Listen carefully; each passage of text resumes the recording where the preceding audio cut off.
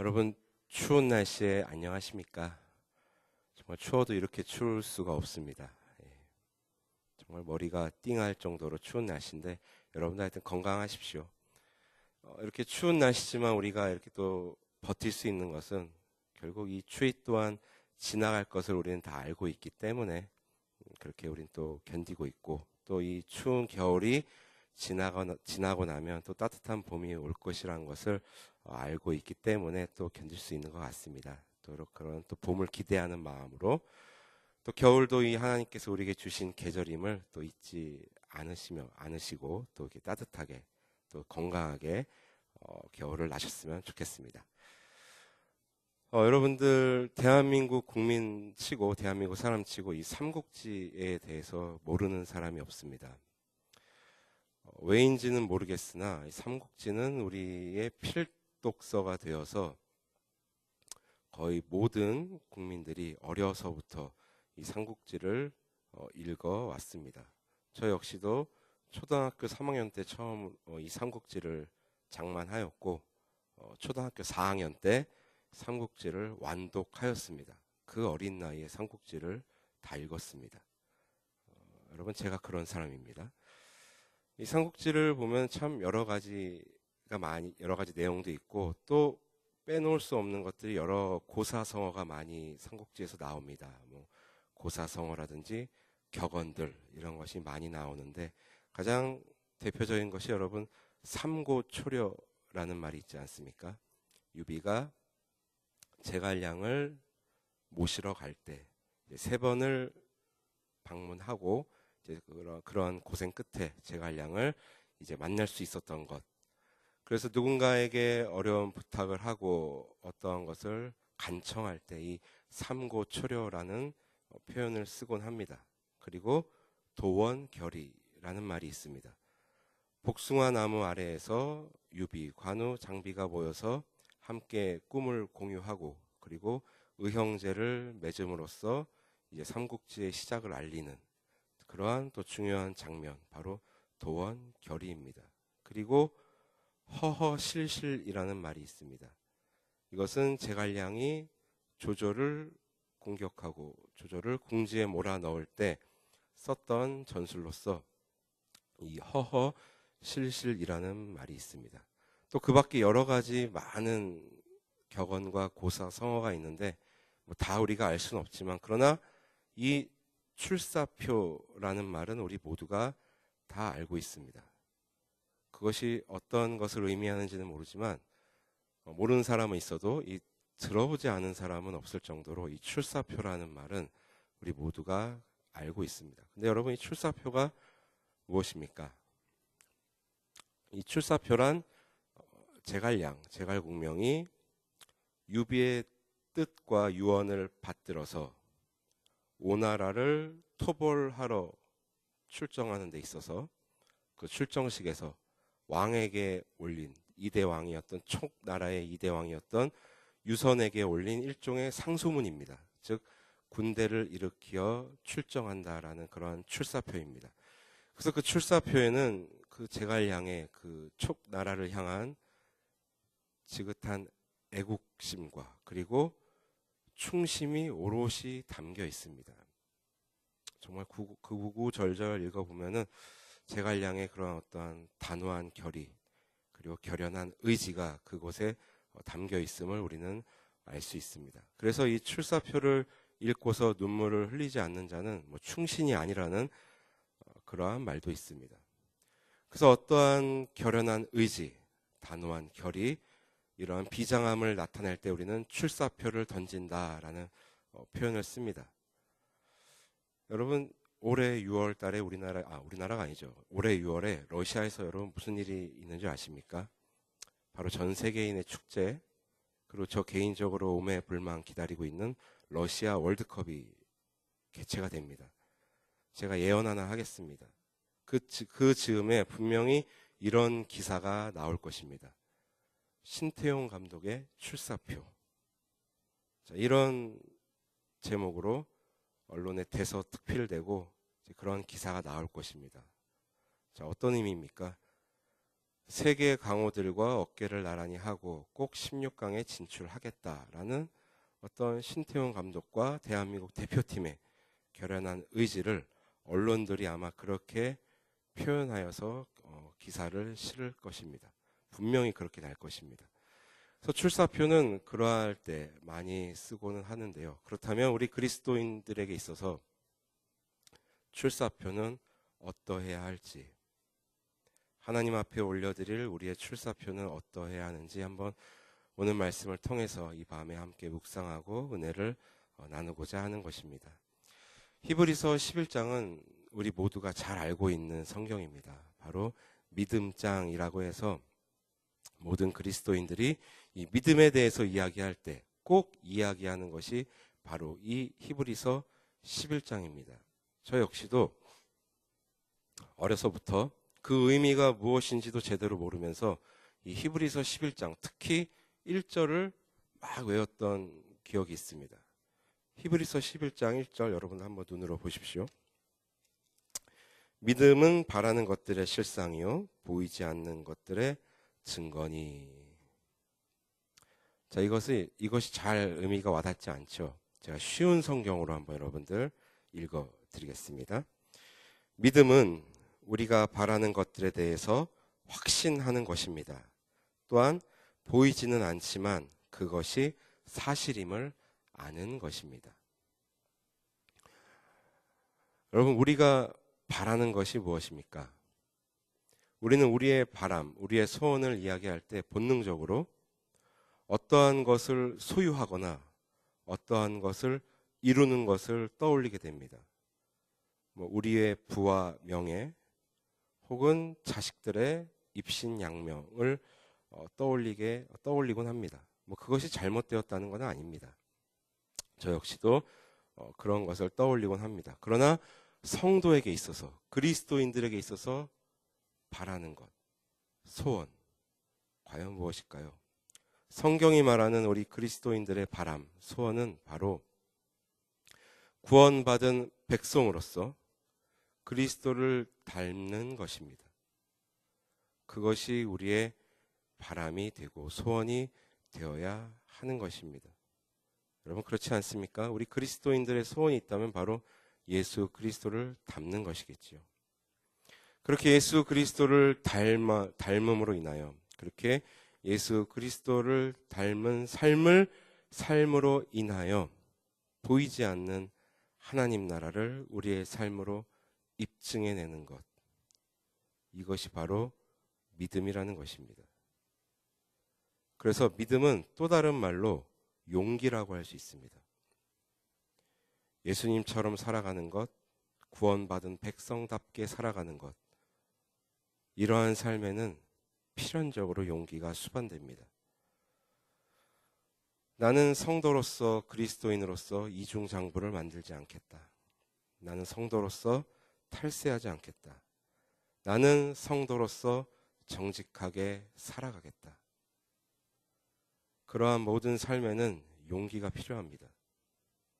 신앙의 양심에 따라 모두가 아니요 할 때 이해할 수 있는, 모두가 이해할 때 아니요 할 수 있는 그러한 삶을 살아갈 수 있는 것은 필연적으로 용기가 수반되어야 하는 것입니다.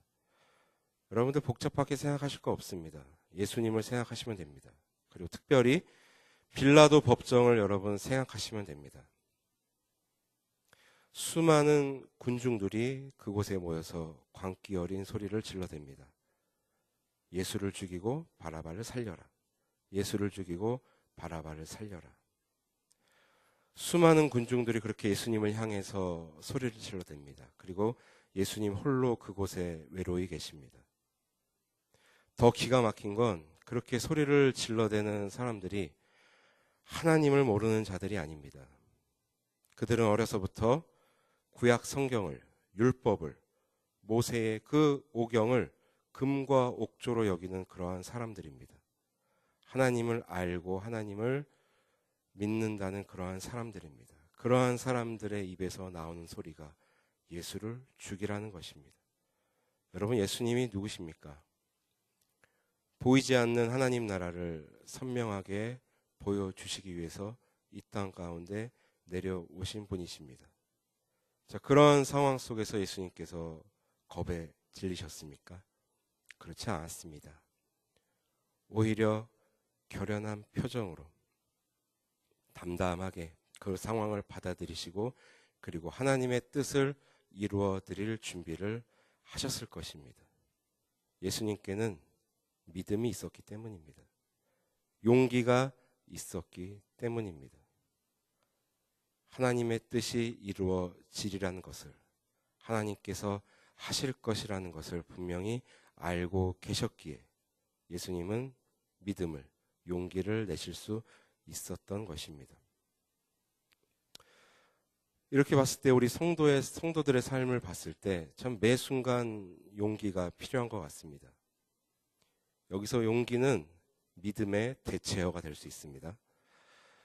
여러분, 주일 성수를 한번 생각해 보십시오. 우리는 주일 성수가 너무나 당연하기 때문에 그것이 용기 있는 행동이라는 것을 인식하지 못할 때가 있습니다. 그러나 이렇게 생각해 보십시오. 더 자고 싶은 욕망, 더 쉬고 싶은 욕심, 더 편히 있고 싶은 나의 그런 마음들을 이겨내고 이른 아침부터 주님의 몸된 교회를 섬기고 하나님 앞에 예배를 드리며 그렇게 주일을 지켜나갑니다. 이것은 용기가 없이는 결코 할 수 없는 그런 행동입니다. 주일날 한번 여러분 교회를 빠지신 분들은 아실 것입니다. 그 시간이 얼마나 달콤한지. 주일날 자는 늦잠 얼마나 달콤한지, 그리고 늦게 일어나서 먹는 그 아점이 얼마나 맛있는지 여러분 아실 것입니다. 그러나 우리는 그 모든 것을 이겨내고 주일을 온전히 지켜냅니다. 주일 성수뿐만 아니라 이렇게 금요 예배에 나오신 여러분들은 그야말로 믿음의 용사라고 할 수 있겠지요. 바라기는 올 한 해 이러한 믿음의 용사들이 더 늘어나기를 소망합니다. 그래서 오늘 본문에서는 이 믿음을, 이 용기를 지켜낸 사람을 우리에게 소개해주고 있습니다. 바로 아벨입니다. 여러분, 가인과 아벨에 대한 이야기를 아실 것입니다. 창세기 4장에 나오는 가인의 제사와 아벨의 제사. 저는 어려서부터 참 궁금했습니다. 왜 이 창세기 4장을 읽으면서 왜 하나님께서는 아벨의 제사를 받으시고 가인의 제사는 받지 않으셨을까? 물론 주일학교 선생님은 이렇게 얘기하셨죠. 아벨이 더 진정으로 하나님께 예배를 드렸다. 더 그렇게 드렸다. 그것이 맞는 것일 수 있겠지만, 그것이 정답이죠. 그러나 저에게는 정확한 근거가 필요했습니다. 그런데 오늘 본문이 바로 그 근거가 되는 것입니다. 그리고 더 중요한 것이 있습니다. 바로 성경이 성경을 증명한다는 것을 여러분들 지금 목격하고 계시는 것입니다. 믿음으로 아벨은 가인보다 더 나은 제사를 하나님께 드림으로 의로운 자라 하시는 증거를 얻었으니. 믿음이 있는 자는 의인이라고 합니다. 여러분 어디서 많이 들어보신 말 아닙니까? 믿음으로써 의에 이르고 구원에 이르는. 믿음이 있는 자는 의인입니다. 용기 있는 자는 의인이라는 얘기입니다. 무슨 얘기입니까? 의인은 하나님과의 관계가 올바른 사람이라는 것입니다. 아벨이 그러했고, 에녹이 그러했고, 아브라함이 그러했고, 노아가 그러했고, 사라가 그러했습니다. 그리고 사도 바울이 그러했습니다. 이제는 우리 차례입니다. 우리가 그러한 믿음과 용기를 가지고 하나님 앞에 출사표를 올려드리며 살아가야 하는 것입니다. 저에게는 한 가지 소원이 있습니다. 특별히 저도 이제 40이 되었고 이제 40줄에 접어들면서 이제 한 가지 소원이 생겼습니다. 비록 건강한 몸은 아니지만, 온전하지 않은 몸이지만, 그러나 하나님 앞에 믿음과 용기를 가지고 성도로서 살아감으로 하나님 나라를 나의 삶으로 입증하며 살아감으로 인해서 저의 후손들의 자랑이 되는 제가 되는 것이, 그러한 제가 되는 것이 저의 소원입니다. 저의 딸이 훗날 가정을 이루고 자녀를 낳았을 때 그 자녀들에게 저를 자랑하는 것, 자신의 아버지로부터 받은 신앙의 유산을 그 자녀에게 자랑하면서, 그리고 성도의 삶을 이야기하면서 저를 이야기할 수 있게 해주는 것, 그것이 저의 소원입니다. 저희 후손들에게 부끄럽지 않은 믿음의 선조가 되는 것이 저의 소원입니다. 저의 할머니, 할아버지가 그렇게 하셨던 것처럼 말입니다. 자, 그러므로 사랑하고 존경하는 우리 성도 여러분, 그렇다면 우리의 출사표는 어떠해야겠습니까? 물론 다 같을 수는 없을 것입니다. 그러나 대동소이할 것입니다. 하나님 앞에서 믿음을 가지고 용기를 가지고 보이지 않는 하나님 나라를 삶으로 입증하며 사랑하는 것이 바로 우리의 출사표가 되어야 하는 줄 믿습니다. 그러한 출사표를 우리가 날마다 하나님 앞에 올려드린다면 어찌 하나님께서 우리의 삶에 더 큰 믿음과 용기를 허락하지 않으시겠습니까? 어찌 우리의 삶에 한량없는 하나님의 은혜를 부어주시지 않겠습니까? 우리가 그러한 출사표를 하나님께 올려드리며 살아갈 때 어찌 우리를 믿음의 선조로 삼아 주시지 않겠습니까? 바라기는 우리가 날마다 하나님 앞에 우리의 그 믿음의 출사표를 올려드릴 뿐만 아니라 그 올려드린 대로 믿음으로 용기 있게 살아가는 우리 남은 일평생이 그러한 복된 인생이 되기를 주님의 이름으로 소원합니다. 하나님 감사합니다. 이 시간 우리를 하나님의 백성으로 이 자리에 불러 모아 주심을 감사를 드립니다. 하나님, 믿음은 우리가 바라는 것들에 대해서 확신하는 것임을 이 시간 또한 알게 되었습니다. 우리의 바람이 있다면 바로 구원받은 백성답게 하나님 나라를 입증하며 살아가는 것임을 또한 이 시간 깨닫게 해주셔서 감사합니다. 그리고 그러한 삶을 살기 위해서는 우리에게는 용기가 필요하고 그리고 더 큰 믿음이 필요함을 이 시간 또한 깨닫게 되었습니다. 하나님, 깨달을 뿐만 아니라 그렇게 살아갈 수 있는 삶으로서 하나님 나라를 증명하며 살아갈 수 있는 우리 모두가 될 수 있도록 주님 인도하여 주옵소서. 또한 우리 한 사람 한 사람 하나님 앞에서 부끄럽지 않은 믿음의 선조들이 될 수 있는, 그래서 우리의 후손들에게 칭찬받을 수 있는 그러한 복된 삶을 살아갈 수 있는 우리 모두가 될 수 있도록 주님 인도하여 주옵소서. 이 시간 우리 찬양과 기도로 하나님 앞에 나아갑니다. 하나님 흠양하여 주옵시고 이 시간 또한 하나님의 음성을 들을 수 있는 귀한 시간 되게 하여 주옵소서. 감사드리며 이 모든 말씀 우리 주 예수 그리스도 이름으로 기도드립니다. 아멘.